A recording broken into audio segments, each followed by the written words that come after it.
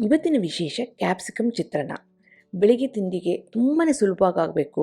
ಅದು ಚಿತ್ರಾನ್ನ, ಉಪ್ಪಿಟ್ಟು ಬೇಡ ಅಂತಂದರೆ ಈ ರೀತಿ ಕ್ಯಾಪ್ಸಿಕಮ್ ಹಾಕಿ ಮಸಾಲೆ ಚಿತ್ರಾನ್ನ ಮಾಡಿ ಎಕ್ಸಲೆಂಟ್ ಆಗಿರುತ್ತೆ. ಮಾಡೋದು ತುಂಬಾ ಸುಲಭ, ತಿನ್ನೋದಕ್ಕಂತೂ ಅದ್ಭುತವಾಗಿರುತ್ತೆ. ಇದನ್ನು ರುಚಿಯಾಗಿ ಹದವಾಗಿ ಮಾಡೋದು ಹೇಗೆ ಅಂತ ನೋಡೋಣ. ನಾನು ಆಶಾ, ನಿಮಗೆಲ್ಲರಿಗೂ ಅಡುಗೆ ಸಾಧನಕ್ಕೆ ಸ್ವಾಗತ. ಈ ಕ್ಯಾಪ್ಸಿಕಮ್ ಚಿತ್ರಾನ್ನ ಮಾಡೋದಕ್ಕೆ ನಾನಿಲ್ಲಿ 1.5 ಕ್ಯಾಪ್ಸಿಕಮ್ನ ತೊಗೊಂಡಿದ್ದೀನಿ. ಮೊದಲು ನಾವು ಏನು ಮಾಡ್ಕೋಬೇಕು, ಇದರಲ್ಲಿರೋಂಥ ಬೀಜಗಳನ್ನೆಲ್ಲ ತೆಗೆದುಬಿಟ್ಟು ಇದನ್ನು ನೀವು ಉದ್ದುದಕ್ಕಾದರೂ ಕಟ್ ಮಾಡ್ಕೋಬೋದು, ಇಲ್ಲಾಂದರೆ ಪುಡಿ ಆಗಾದರೂ ಕಟ್ ಮಾಡ್ಕೋಬೋದು. ನಿಮಗೆ ಕ್ಯಾಪ್ಸಿಕಮ್ ಹೇಗೆ ಬೇಕೋ ಹಾಗೆ ಕಟ್ ಮಾಡ್ಕೋಬೋದು. ಉದ್ದುದಕ್ಕಾದರೆ ಅಷ್ಟು ರುಚಿ ಗೊತ್ತಾಗೋದಿಲ್ಲ, ಆದರೆ ಸ್ವಲ್ಪ ಪುಡಿಯಾಗಿ ಅಥವಾ ಮೀಡಿಯಮ್ ಆಗಿ ಕಟ್ ಮಾಡಿಕೊಂಡ್ರೆ ಕ್ಯಾಪ್ಸಿಕಮ್ ಫ್ಲೇವರು ಸಹ ಅನ್ನೋ ಜೊತೆಗೆ ಮಿಕ್ಸ್ ಆಗಿ ರುಚಿಯಾಗಿ ಬರುತ್ತೆ. ಇವತ್ತು ನಾನು ಮೀಡಿಯಮ್ ಆಗಿ ಕಟ್ ಮಾಡ್ಕೊಳ್ತಾ ಇದ್ದೀನಿ. ಈ ಕ್ಯಾಪ್ಸಿಕಮ್ ಜೊತೆ ನೀವು ಬಟಾಣಿ ಹಾಕೋಬೋದು, ಸಣ್ಣ ಆಲೂಗೆಡ್ಡೆ ಹಾಕೋಬೋದು, ಕ್ಯಾರೆಟ್ ತುರ್ಕೊಂಡು ಹಾಕೋಬೋದು ನಿಮ್ಮ ಇಷ್ಟದಂತೆ. ಆದರೆ ಇವತ್ತು ಬರೀ ನಾನು ಕ್ಯಾಪ್ಸಿಕಮ್ ಹಾಕಿ ಮಾಡ್ತಾಯಿದ್ದೀನಿ. ಇವಾಗ 1.5 ಕ್ಯಾಪ್ಸಿಕಮ್ನ ಕಟ್ ಮಾಡಿಕೊಂಡು ರೆಡಿ ಮಾಡ್ಕೊಂಡಿದ್ದೀನಿ. ಈ 1.5 ಕ್ಯಾಪ್ಸಿಕಮ್ಗೆ ಇಲ್ಲಿ 1 ಕಪ್ಪಿನಷ್ಟು ಅನ್ನನ ಬೇಯಿಸ್ಕೊಂಡು ರೆಡಿ ಮಾಡ್ಕೊಂಡಿದ್ದೀನಿ. ಮಾಮೂಲಿ ಚಿತ್ರಾನ್ನಕ್ಕೆ ಹೇಗೆ ಬೇಯಿಸ್ಕೊಳ್ತಾರೋ ಅದೇ ರೀತಿ ಉದುರಾಗಿ ಬೇಯಿಸ್ಕೊಳ್ಳೋದಷ್ಟೇ. ನೆಕ್ಸ್ಟ್ ಇದಕ್ಕೆ ನಾನು ಒಂದು ಸಿಂಪಲ್ಲಾಗಿ ಮಸಾಲೆ ರುಬ್ಕೊಳ್ತಾ ಇದ್ದೀನಿ. ಖಾರಕ್ಕೆ ತಕ್ಕಂತೆ ಇಲ್ಲಿ 2ರಿಂದ 3 ಹಸಿಮೆಣಸಿನ್ಕಾಯಿ, 1 ಇಂಚಿನಷ್ಟು ಶುಂಠಿ, 1 ಟೀ ಸ್ಪೂನಷ್ಟು ಜೀರಿಗೆ, ಸ್ವಲ್ಪ ಕೊತ್ತಂಬರಿ ಎಲೆ, ಹಾಗೆಯೇ ಒಂದು 2 ಟೇಬಲ್ ಸ್ಪೂನಷ್ಟು ಕಾಯಿ ಚೂರನ್ನ ಸೇರಿಸಿ ಸ್ವಲ್ಪ ಅರಿಶಿನ ಪುಡಿನ ಹಾಕಿ ನೀರು ಹಾಕ್ದೇ ಎಷ್ಟು ಸಣ್ಣಕ್ಕೆ ಆಗುತ್ತೋ ಅಷ್ಟು ಸಣ್ಣಕ್ಕೆ ಇಲ್ಲಿ ರುಬ್ಕೊಳ್ಳಿ. ನೀರು ಹಾಕಬೇಡಿ, ನೀರು ಹಾಕಿದರೆ ರುಚಿಯಾಗಿ ಬರೋದಿಲ್ಲ. ಈಗ ಮಸಾಲೆ ರೆಡಿಯಾಗಿದೆ. ನೆಕ್ಸ್ಟ್ ಇದಕ್ಕೆ ಒಗ್ಗರಣೆ ಹಾಕೋದಷ್ಟೇ. ಇವತ್ತು ಈ ಕ್ಯಾಪ್ಸಿಕಮ್ ಚಿತ್ರಾನ್ನ ಅಗ್ಯಾರೋ ಅವರ ಟ್ರೈಪ್ಲೈ ಸ್ಟೀಲ್ ಕಡಾಯಿನಲ್ಲಿ ಮಾಡ್ತಾಯಿದ್ದೀನಿ.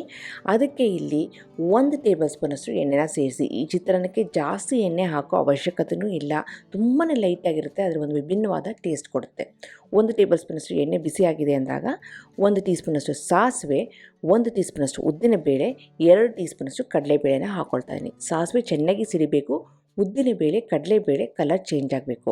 ಈ ಬೇಳೆಗಳು ಎಷ್ಟು ಚೆನ್ನಾಗಿ ಕ್ರಿಸ್ಪಿ ಆಗುತ್ತೋ ಅಷ್ಟು ಚೆನ್ನಾಗಿ ಈ ಚಿತ್ರಾನ್ನದ ಐಟಮ್ಸು ರುಚಿಯಾಗಿ ಬರುತ್ತೆ.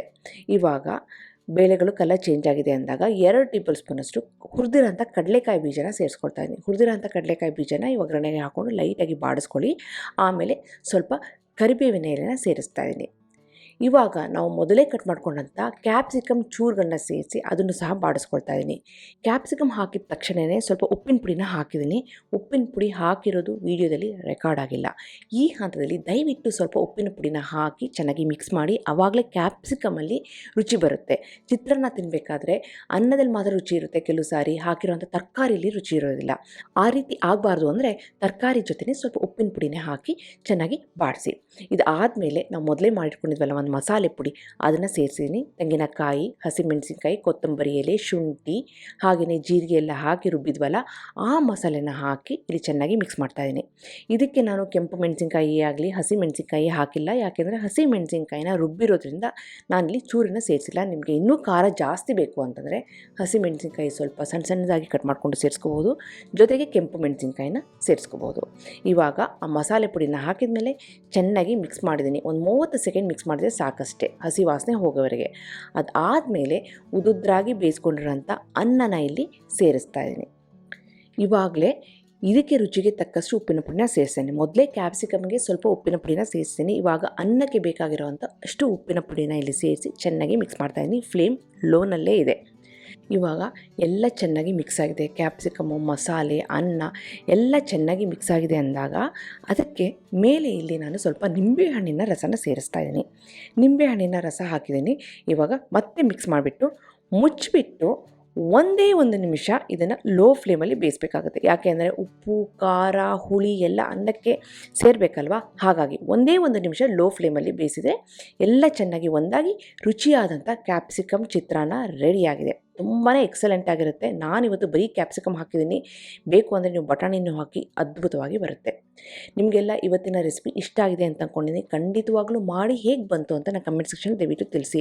ಹಾಗೆ ನೀವಿನ್ನೂ ಅಡುಗೆ ಸಾಧನಕ್ಕೆ ಸಬ್ಸ್ಕ್ರೈಬ್ ಆಗಿಲ್ಲ ಅಂದರೆ ತಡ ಯಾಕೆ, ಈಗಲೇ ಸಬ್ಸ್ಕ್ರೈಬ್ ಆಗಿ ಪಕ್ಕದಲ್ಲಿರುವ ಬೆಲ್ ಬಟನ್ ಕೂಡ ಟಚ್ ಮಾಡಿ.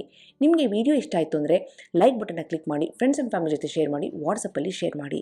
ಮತ್ತೊಂದು ಇಂಟ್ರೆಸ್ಟಿಂಗ್ ರೆಸಿಪಿಯೊಂದಿಗೆ ಭೇಟಿ ಆಗ್ತೇನೆ. ಎಲ್ಲಿವರೆಗೆ thank you, bye bye, see you.